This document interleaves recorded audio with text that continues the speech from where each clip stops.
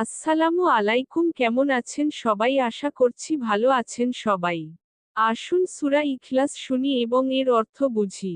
তার আগে যারা এখনো আমার চ্যানেলটি সাবস্ক্রাইব করেন নাই এখনই সাবস্ক্রাইব করুন এবং বেল আইকনটি চাপ দিয়ে রাখুন বিসমিল্লাহির রহমানির রহিম। কুল হুয়াল্লাহু আহাদ, আল্লাহুস সামাদ, লাম ইয়ালিদ ওয়া লাম ইউলাদ ওয়া লাম ইয়াকুল লাহু কুফুয়ান আহাদ।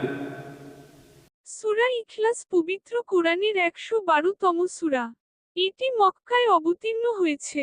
এর রুকু 1, আয়াত 4। এই সূরায় তৌহিদ বা আল্লাহর একাত্মবাদের ঘোষণার পর আল্লাহর সন্তান-সন্ততি আছে বলে যে ভ্রান্ত ধারণা করা হয়, তার প্রতিবাদ করা হয়েছে।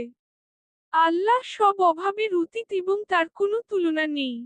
সূরা ইখলাসের বাংলা উচ্চারণ: কুল হুয়াল্লাহু আহাদ, আল্লাহুস সামাদ, লাম ইয়ালিদ ওয়া লাম ইউলাদ, ওয়া লাম ইয়াকুল লাহু কুফুয়ান আহাদ।